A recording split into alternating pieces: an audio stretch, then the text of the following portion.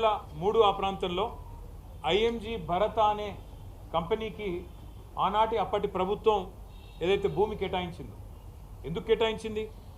ఆ ప్రాంతంలో sporting infrastructure create చేస్తారని చెప్పి ఒరిజినల్గా ల్యాండ్ కేటాయించారు.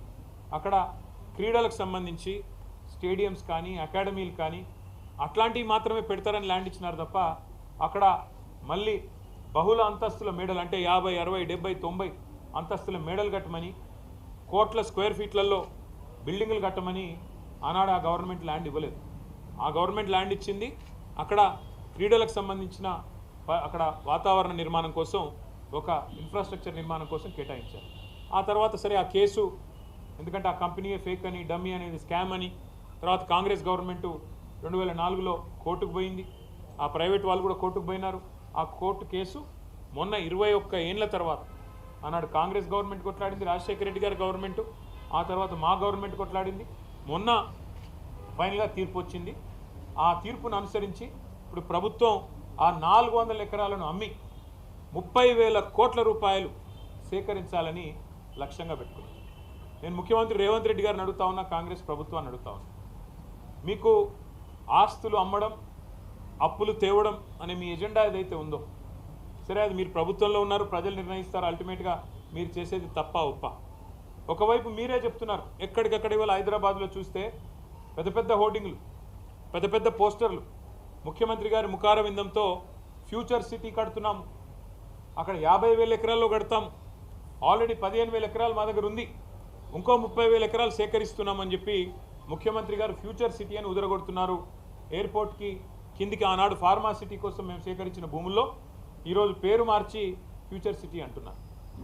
ముఖ్యమంత్రి గారిని కాంగ్రెస్ ప్రభుత్వాన్ని అడుగుతున్నాను, మరి ఫ్యూచర్ సిటీలో ఆల్రెడీ మీ దగ్గర 14,000 ఎకరాలు ఉన్నప్పుడు, ఇంకొక 30,000 ఎకరాలు మీరు సేకరించబోతున్నప్పుడు, మొత్తం 45,000 ఎకరాలు మీరు అక్కడ అమ్ముకోబోతున్నప్పుడు, ఇక్కడ 400 ఎకరాల మీద ఎందుకు పడ్డారు మీరు? ఈ 400 ఎకరాల్లో నిన్న మొన్న మీరు చూసింటారు, వందల సంఖ్యలో మెషిన్లు పోయి అర్ధరాత్రి.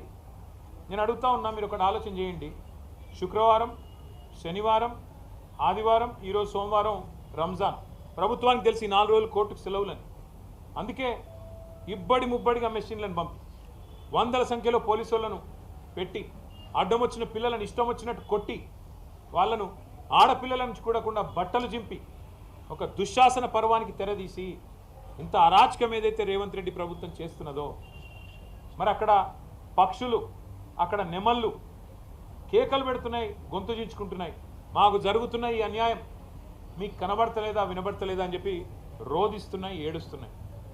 ఇది మీకు వినబడతలేదా రాహుల్ గాంధీ గారు? నేను అడుగుతా ఉన్నాను.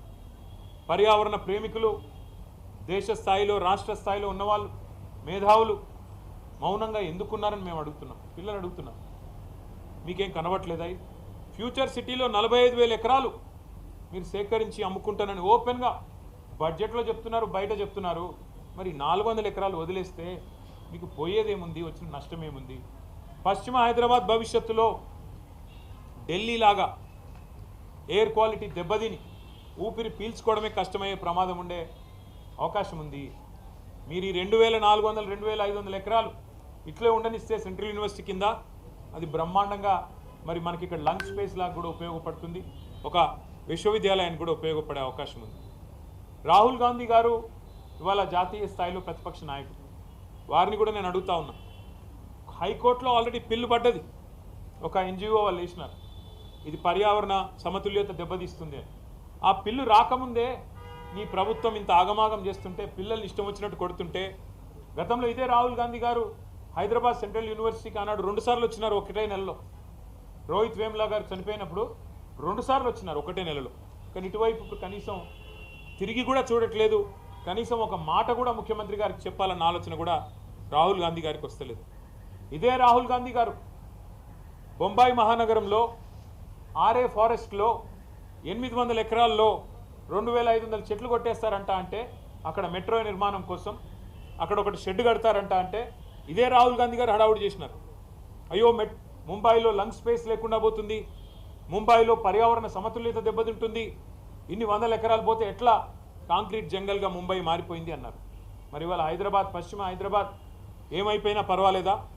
కేవలం మీ కాంగ్రెస్ ప్రభుత్వానికి డబ్బులు రావడానికి, వేల కోట్ల రూపాయలు సంపాదించుకోవడానికి పిల్లల భవిష్యత్తు, హైదరాబాద్ భవిష్యత్తు నాశనమైనా పర్వాలేదా? ఉన్న కొద్ది లంగ్ స్పేసెస్ని ఇష్టం వచ్చినట్టు అమ్ముతారా? ఇది మీకు సమ్మతమైన రాహుల్ గాంధీ గారు? ఒక ఆర్ఏ ఫారెస్టే కాదు, ఇదే రాహుల్ గాంధీ గారు ఛత్తీస్గఢ్లో హస్దియో అనే ఫారెస్ట్ ఉంది, HASDEO. ఆ ఫారెస్ట్ని అక్కడున్న బీజేపీ ప్రభుత్వం అక్కడ మైనింగ్కి అవకాశం ఇస్తే ఇదే రాహుల్ గాంధీ గారు గొంతు చించుకున్నారు.